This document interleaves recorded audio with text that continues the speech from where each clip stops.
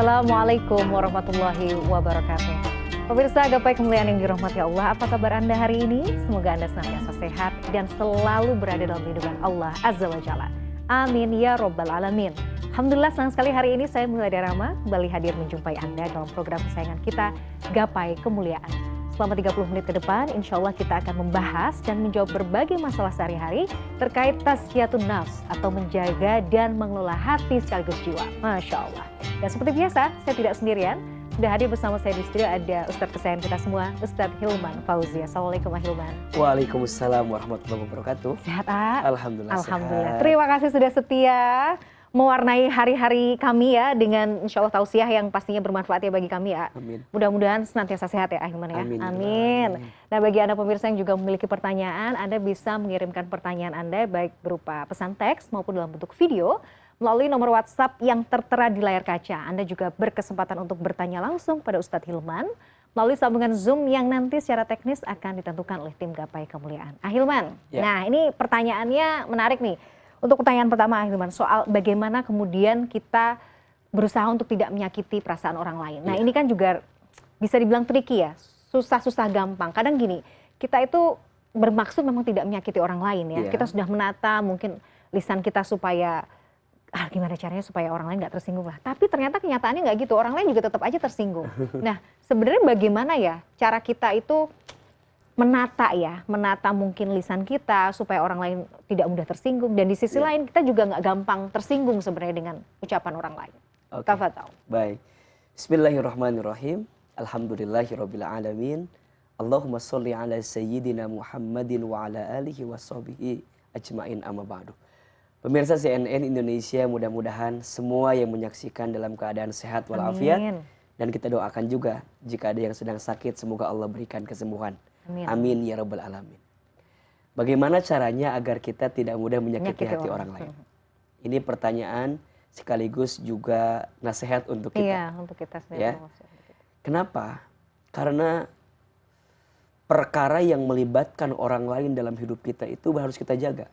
Tuh. Ya, dan memang harus kita selesaikan di dunia jika ada rasa sakit yang pernah kita hadirkan kepada mereka. Maka di dalam Al-Quran itu ketika kita ingin mengajak seseorang dalam kebaikan, itu ada rumusnya.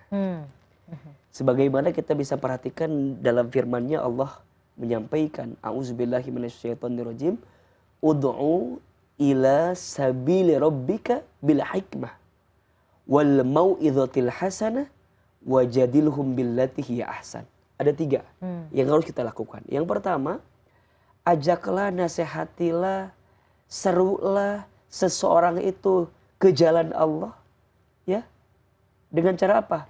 Bil hikmah, dengan hikmah.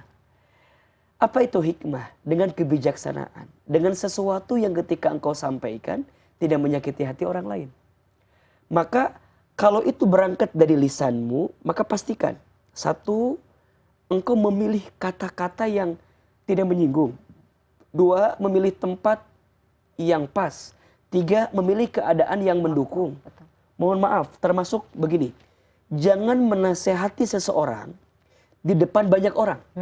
Betul. Kenapa?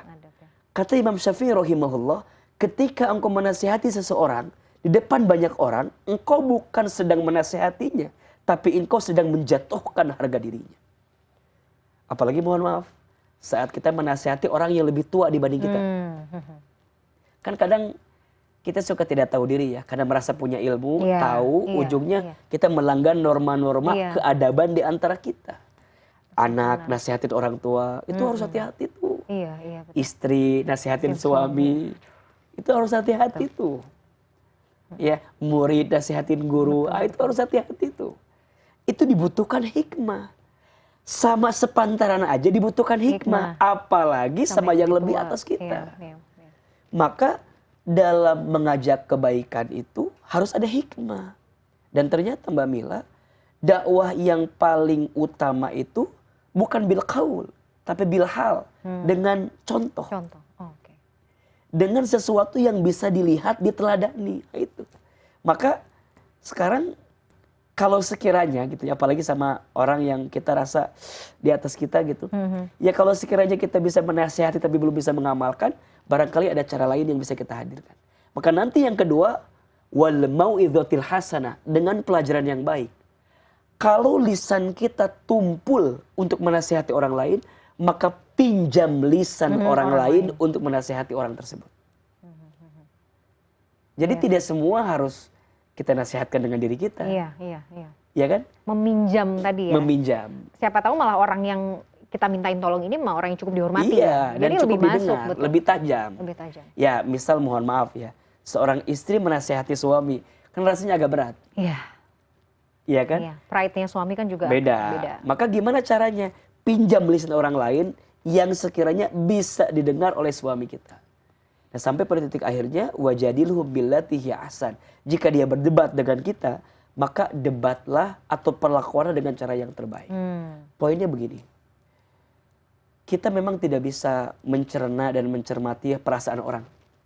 Kita niatnya baik, tapi kadang-kadang orang menangkapnya nggak baik. Terus gimana? Ya udah, kalau kita sudah merasa sudah berbuat baik, maka jangan sampai kebaikan kita jadi pupus karena bagaimana respon orang ke kita. Iya. Terus gimana? Ya udah, kita serahkan saja kepada Allah Subhanahu wa taala. Kadang doa itu bisa mengubah segalanya kok daripada apa yang kita ucapkan. Bahkan ada nasihat tanpa nasihat. Diamnya kita jadi nasihat. Mbak Mila pengen nasihatin orang, tapi kayaknya nggak bisa. Diamnya kita terhadap orang itu boleh jadi adalah nasihat yang tidak akan menyakiti hatinya. Sekarang kita yang punya kesempatan menasihati orang, fokus pada nasihatnya. Yang dinasihati, ambil aja bahwa itu adalah bentuk kasih sayang Allah yang dititipkan melalui orang yang menasihati kita. Jadi dua-duanya akan jadi kebaikan. Oke. Dan itu tadi ya, sampaikan juga dengan cara yang baik ya. Iya, Jangan menggurui juga ya. Oke. Termasuk kata-kata itu penting Mbak Mila. Karena Iya. Tujuannya bagus, tapi caranya salah, Iya. jadi nggak bagus. Bisa jadi Ya salah kan? juga ya. Contoh sederhana ini ya. Mbak Mila minta suami mau sholat. Misal suami kita teh lagi nonton TV, azan berkumandang, kita nyamperin, ayah sholat, udah azan, ayah teh udah tua, istighfar bentar lagi mati ayah teh. Coba. Kebangetan juga Kan sih. tujuannya bagus. Iya, Bagus ya tujuannya? Bagus. Ngingetin sholat. Caranya Tapi lihat ya kalimat-kalimatnya. agak, Itu kan malah mungkin kata suami, kamu ngedoain saya mati katanya kan. Maka ada konten, Iya. ada konteks. Ada konten, ada konteks. Kontennya bagus, tujuannya bagus, tapi konteksnya nggak pas akan mengantarkan keburukan. Maka dalam Quran banyak sekali Allah perintahkan kita untuk bicara dengan baik. Faliyaqulu qaulan sadida, ya, qaulan ma'rufa, qaulan layyina. Bukankah itu yang Allah perintahkan kepada Musa alaihissalam ketika menasihati Firaun? Itu Firaun loh. Iya, kelasnya udah Firaun. Iya Tapi kan? tetap Musa Yang diperintahkan oleh Allah bicara yang layin, yang lembut. Itu ke Firaun loh. Sekejam-kejamnya manusia, sejahat-jahatnya manusia. Tapi Nabi Musa alaihissalam masih diperintahkan untuk layin, bicara yang baik kepada Firaun. Itu contoh ya. Nah kita, ya rasanya kan suami kita bukan Firaun lah. Dan orang-orang sekitar kita juga tidak seperti Firaun. Masa sih kita ingin menasihati dengan sesuatu yang lebih parah? Tapi gemes Ustadz. Ini orang nih keras kepala, nggak bisa dibilangin. Lurusin. Dakwah itu bukan merubah orang lain. Oke. Nah. Dakwah itu artinya 3. 1 mengajak, 2 menyampaikan, 3 mempengaruhi. Bukan merubah. Kalau merubah ini ranahnya Allah, udah ya. Dan kita nggak usah repot-repot ngurusin ya. Jadi kalau dakwah itu merubah, mohon maaf ya, Nabi Nuh puluhan tahun berdakwah, berapa orang yang ikut dengan beliau? Dikisahkan hanya 13 orang. Apakah gagal dakwahnya? Tidak. Karena dakwah berhasil atau gagal tidak dilihat dari jamaah yang banyak atau sedikit. Maka juga kita nggak bisa bilang bahwa wah itu bagus, pengikutnya banyak, viral. Yang ustadz yang viral belum tentu itu yang bagus, dan yang nggak viral juga belum tentu nggak bagus. Yang paling bagus yang istiqomah mengajak orang makin dekat dengan Allah Subhanahu Wa Taala. Udah itu aja. Aduh menarik ya, ngobrolan soal hati ini tuh rasa-rasanya enggak pernah habis. Terus ya? Dibolak-balik, tapi maksudnya selalu kena. Karena siapa tahu itu jadi kayak, aduh lagi kerasa nih. Mungkin kita lagi merasa atau ada di situasi itu ya. Jadi selalu diingatkan, Masya Allah. Masya Allah. Kita harus jeda dulu, Ahilman. Pemirsa jangan kemana-mana, Gapai Kemuliaan akan kembali setelah yang satu ini.